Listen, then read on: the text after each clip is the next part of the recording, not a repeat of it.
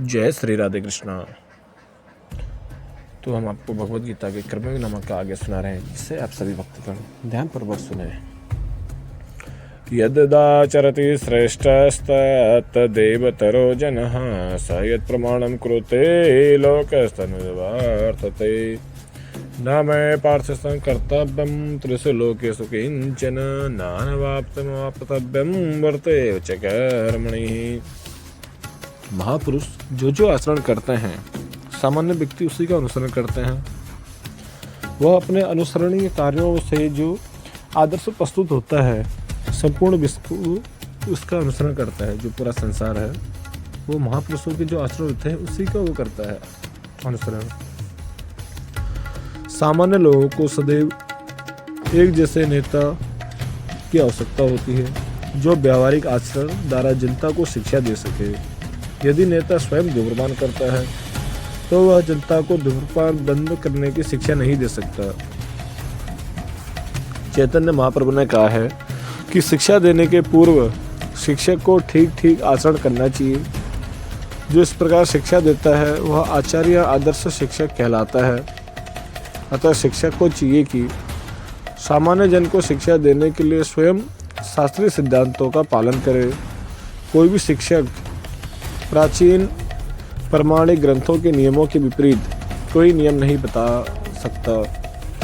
मनु संहिता जैसे प्रमाणिक ग्रंथ मानव समाज के लिए अनुसरणीय आदर्श ग्रंथ हैं।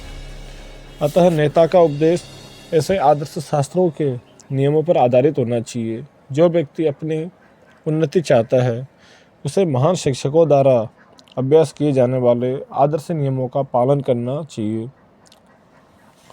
श्रीमद् भागवत भी इसकी पुष्टि करता है कि मनुष्य को महान भक्तों के पदा चिन्हों का अनुसरण करना चाहिए और आध्यात्मिक बोध के पथ में प्रगति का यही साधन है।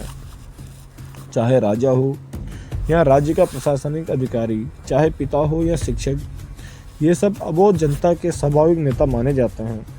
इन सबका अपने आश्रितों के प्रति महान उत्तरदायित्व रहता है।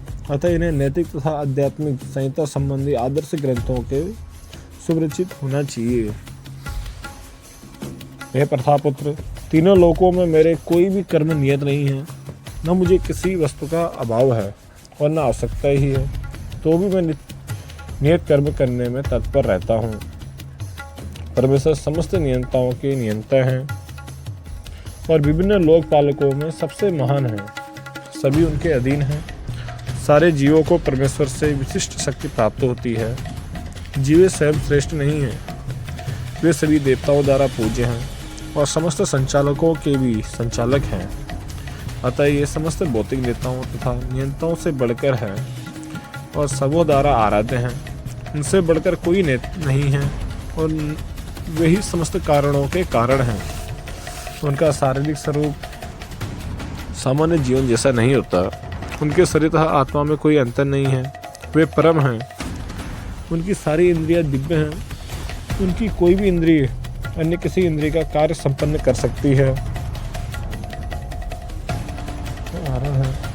उनके शरीर का आत्मा नहीं, वे परम है। उनके शरीर दिव्य है। उनकी कोई भी इंद्रिय कार्य नहीं है। अतः न तो कोई उनसे बढ़कर है, नहीं उनके तुल्य है।